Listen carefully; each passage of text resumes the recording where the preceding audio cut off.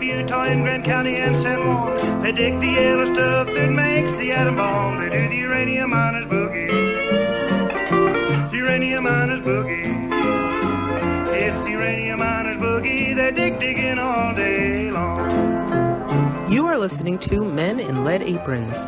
Everything you might want to know about radiation, the good, the bad, and the not yet known. This is a regular podcast from the Columbia University Center for Radiological Research from the heart of New York City. And here are your hosts, Dr. Eric Hall and Dr. David Brenner. Hello and welcome back to Men in Lead Aprons. I'm Eric Hall and I'm joined by my fellow man in lead aprons, David Brenner. This is episode 2, Nuclear Power and Fukushima. Well, good morning, David. And good morning to you, Eric.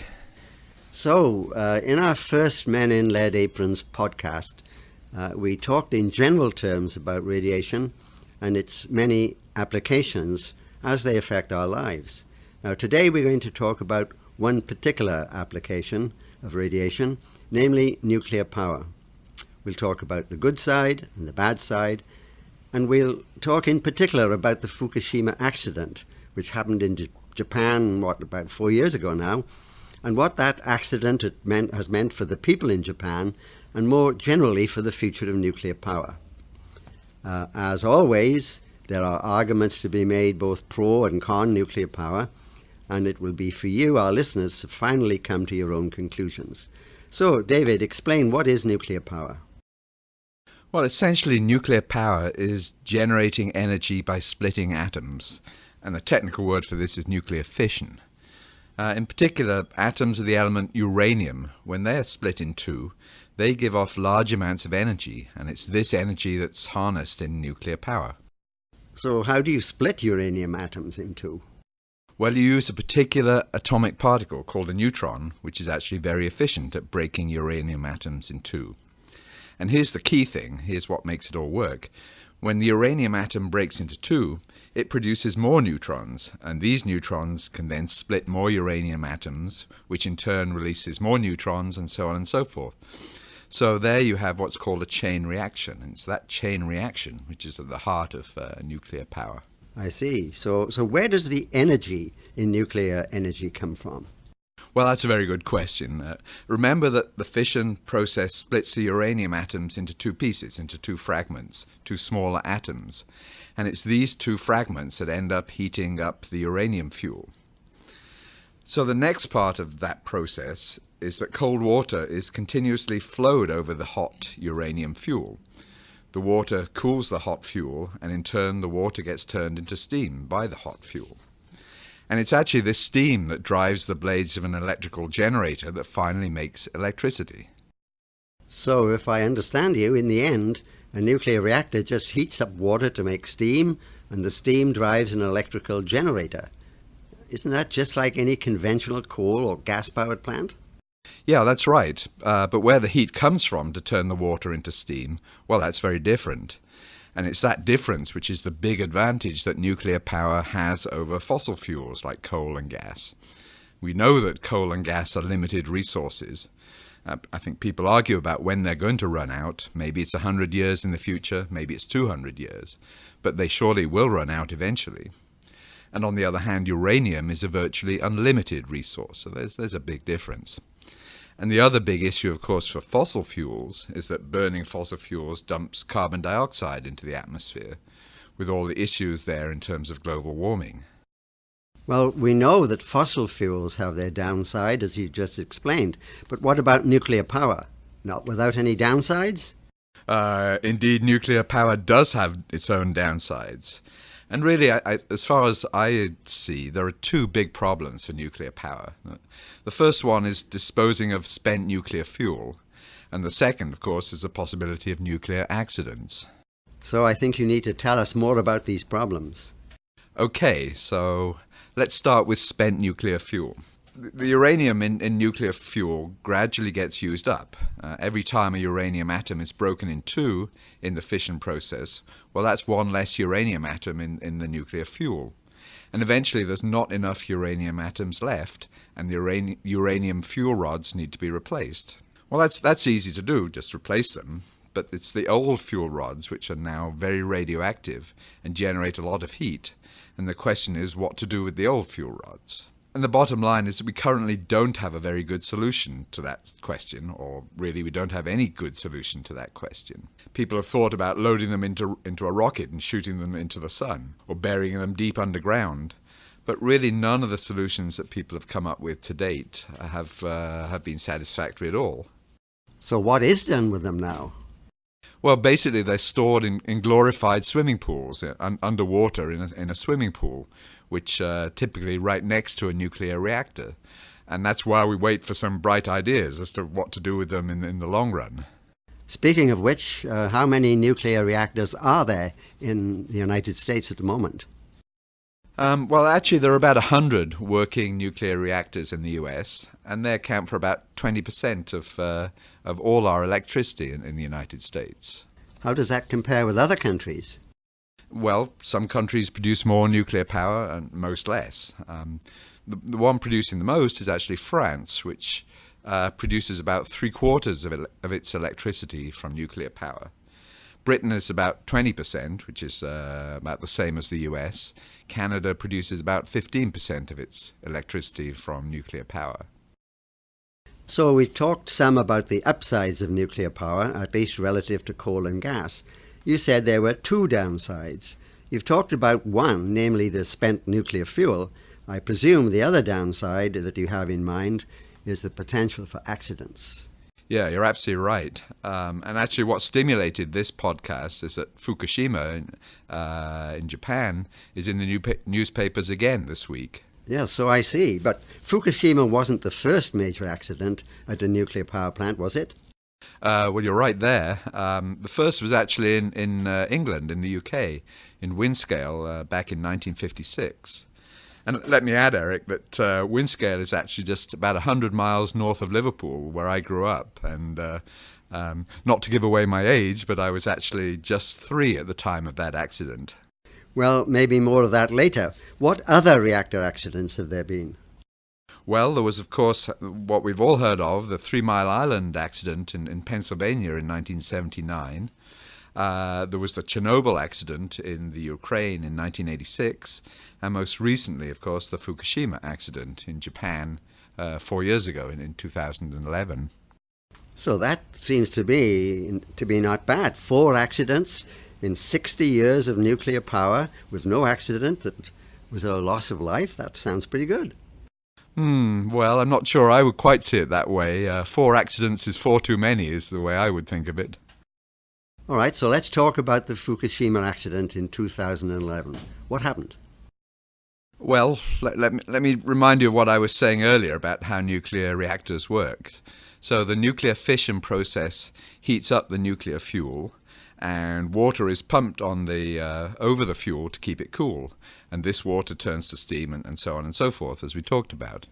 So the bottom line here is an absolutely key component of a nuclear power plant are its big water pumps, and they really need those for it to operate.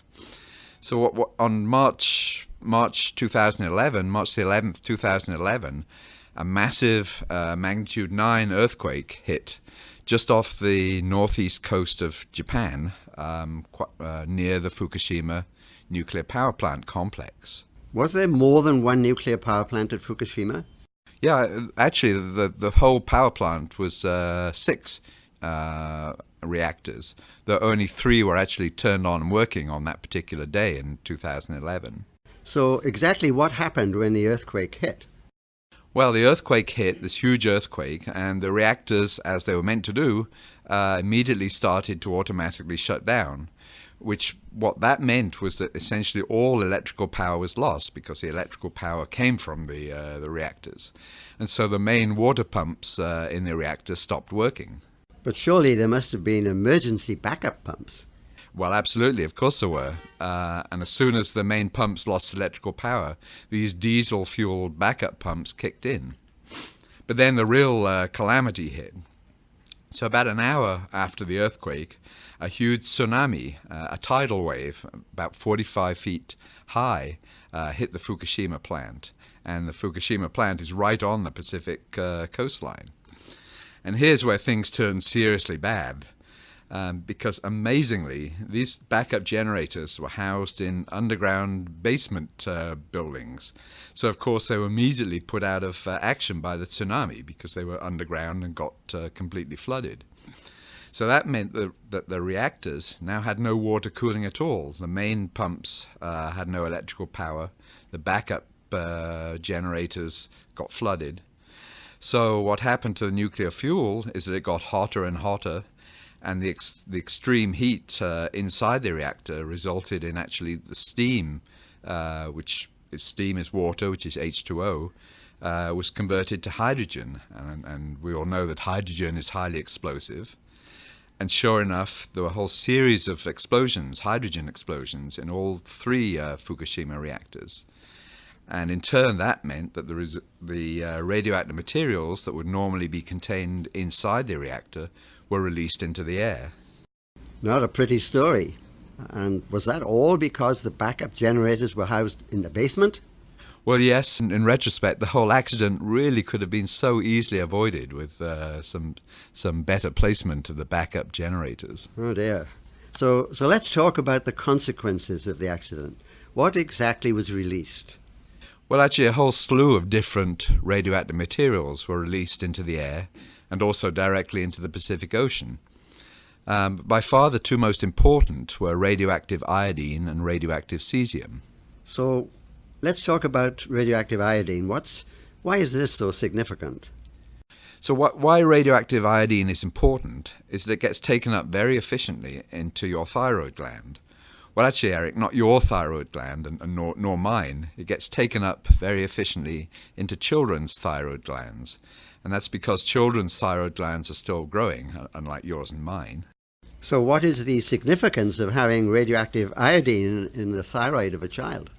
Well, the significance is this radioactive iodine produces radiation and is known to be a cause of thyroid cancer. How do we know that? Well, largely from the experience of children after the Chernobyl accident in Ukraine back in 1986. So the accident there was in 1986, and then starting in the early 90s, 4 or 5 years after, there started to be a significant increase in thyroid cancer among the local children there. Okay, so that brings us to the articles in the press in the last week or two, which claim that there was a major increase in thyroid cancer among children of Fukushima. Is that true? Well, I must say I'm a little skeptical. I mean, it's not that I think there won't be any extra thyroid cancers among the children at Fukushima, and based on what happened there, I really think there will be. So why the skepticism about these reports of increased thyroid cancer rates among the children at Fukushima? Isn't that what you'd expect? Well, I have a couple of reasons why I'm skeptical of these reports now. First, let's think about what we mean when we say there's been an increase in thyroid cancer. Well, the obvious way to look at that is to look at thyroid cancer rates in children now and compare them with thyroid cancer rates in children, shall we say, before the accident. But of course, all the children in Fukushima now are being screened to see if they have thyroid cancer, whereas before the accident, essentially no children were screened for thyroid cancer. And it's common sense that if you're looking more intensively for thyroid cancers, you're bound to find more thyroid cancers. And that's technically called a screening effect. And we know this screening effect was there at Chernobyl, and I'm sure it will be there at Fukushima too. If I understand you correctly, David, the screening effect, whereby you find more thyroid cancers if you look for them, is specific to thyroid cancer because many people can have this type of cancer with no symptoms, and that doesn't apply to most other cancers, I believe. So you said you were skeptical for two reasons. What's the other reason? Yeah, the second reason is the timing. It's actually quite a short time since the Fukushima accident. It's about 4.5 years since the disaster at Fukushima. And we know that cancers typically don't appear for quite a few years after radiation exposure. And looking at the Chernobyl story, most of the thyroid cancers there appeared between, shall we say, 5 to 10 years after the accident. So it's probably a bit too early to be really seeing increased thyroid cancers at Fukushima. But that said, I do think it's likely that we will see increased thyroid cancer rates among the children of Fukushima in the next 5 or so years. And I would say I would not expect huge increases because the radiation doses were pretty low. And we should also keep in mind that thyroid cancer is just about the most curable cancer there is. But I think we will see increases. So that's thyroid cancer. What about all of the other cancers? Well, here's where things become distinctly less clear. So we know in general that radiation can produce pretty well any cancer. Almost all cancers can be produced by radiation. But the actual radiation doses to the people at Fukushima after the accident, they were pretty low. And the doses to people living further away from were, of course, even lower. And at these very low radiation doses, we don't really know whether there actually will be an increase in cancer risk. And certainly we do know that if there is an increase, it will be a very small increase. And of course, about 40% of everyone will ultimately get cancer anyway, just from natural causes. Is that right? Yeah, that's right. 4 in 10 of us ultimately will get cancer during our lifetime. And that makes it very hard to detect a very small increase in cancer risk. And I think actually it's going to be almost impossible to detect a small increase in cancer risk in general at Fukushima among this huge number of naturally occurring cancers, your 40% numbers. There's going to be a large number of cancers just naturally occurring. Will we be able to see a very small increase? Well, I'm doubtful. I should say, Eric, that trying to understand the cancer risks from very low doses of radiation, well, that's what we do here at the Columbia University Center for Radiological Research. But as we said, it's a pretty tough challenge. So, David, let's try to sum up a little. Where do we stand on nuclear power?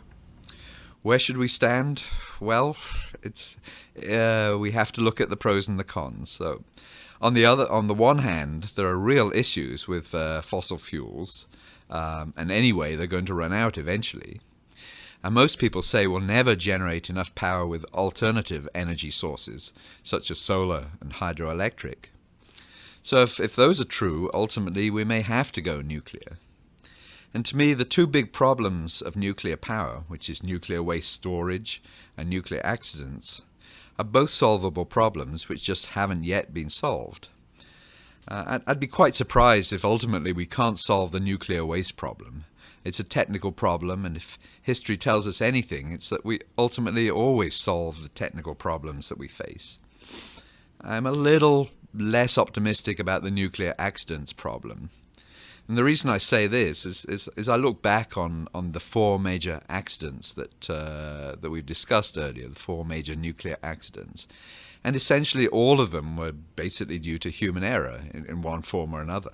I mean, the Fukushima accident that we've talked about today, well, that was entirely due to putting the backup water pumps underground, which in retrospect just sounds crazy, but at the time it was not considered so. So can we eliminate human error completely? Well, maybe, but it doesn't sound too likely. We know that the next generation of nuclear reactors have automated emergency cooling, which will work even when all the power is lost. So the thing that happened at Fukushima would not happen with the next generation of nuclear reactors. But maybe there will be a different dumb mistake built into the next generation of nuclear reactors. You can't say before the event happens. Well, thank you, David. I think there we have to end this Men in Lead Aprons podcast. Now, our goal has not been to persuade you, our listener, one way or another about nuclear power, but rather to give you some basic facts so that you can make up your own mind about the question. It's an important choice for our children, and particularly for our grandchildren and their children.